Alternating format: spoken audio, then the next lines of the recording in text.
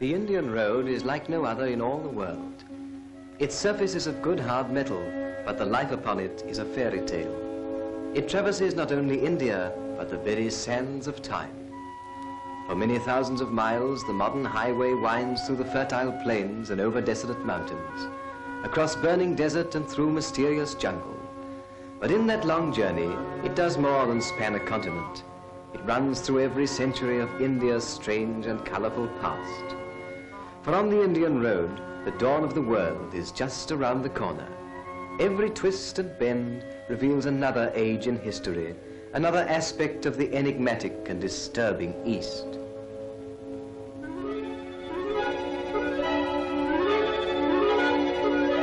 Here beside the road is a Muslim hermitage. All these white stone jars perched up on the tops of poles are gifts that have been left by women.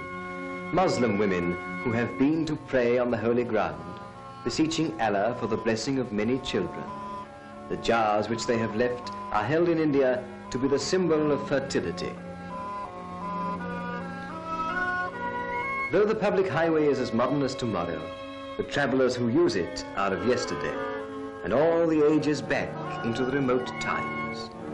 The bullock carts still travel in convoy for fear of tigers, and the heavy transport is still the work of elephants, as it was in India before history began in Europe. The working elephants made possible the glories of ancient India. Their great strength built the early cities and won great battles for the possession of the Hindustan. Their great strength also made mechanical invention unnecessary. It may well be due to the working elephant that in India the science of dynamics never got beyond the wooden wheel.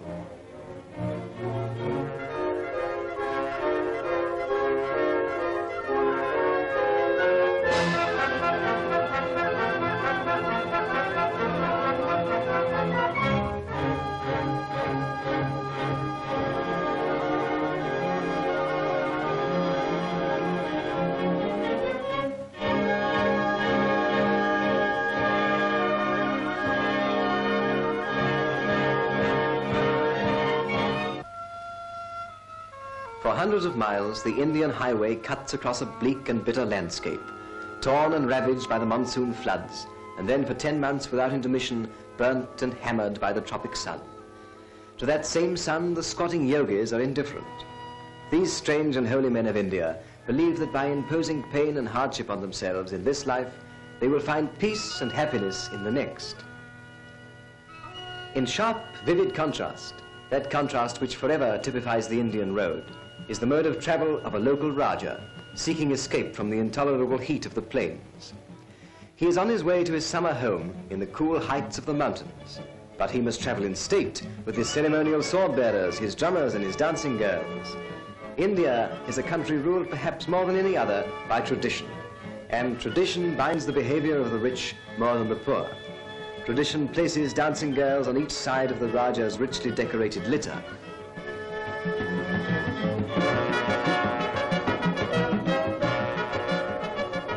Tradition insists that they shall dance throughout the long and tedious trek. Tradition, too, governs the Raja's wife, the Rani.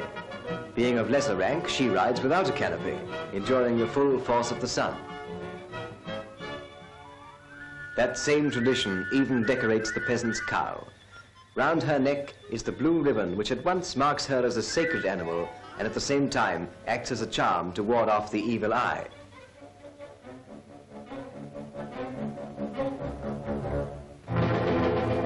Overheated by the fierce Indian sun, a motor bus pulls up to cool its engine. Passing it, one more example of that weird contrast which is India, is the palanquin, a type of vehicle which has not changed for more than 2,000 years. It is bearing a beshrouded Muslim woman on her lonely travels.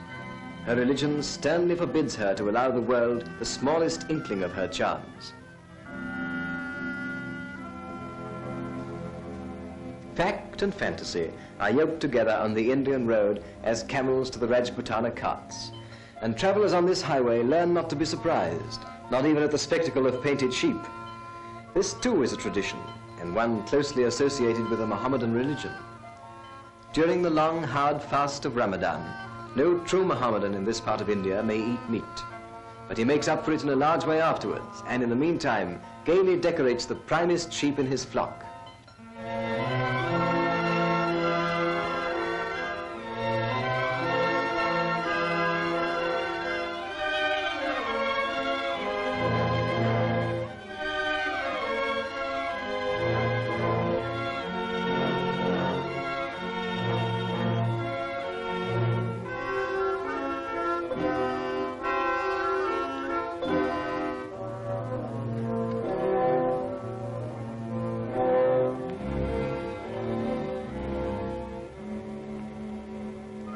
In the many roadside villages, the travellers by ox cart and camel cart pull up for the noonday rest.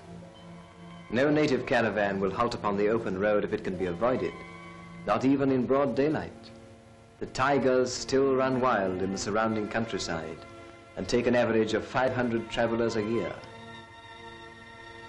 And for those who halt here, as in the railway stations of our own hemisphere, there are diversions and amusements, but being India, of a strange, exotic kind.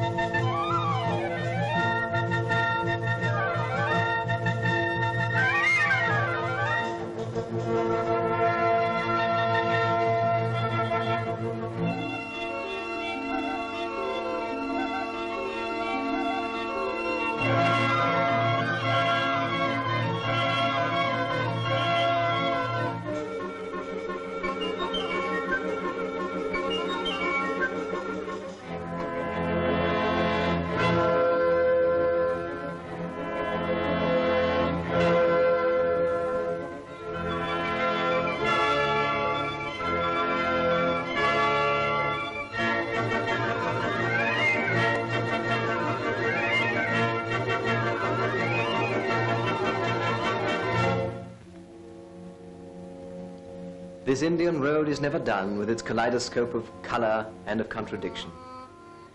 The Hindu women carry water with averted faces.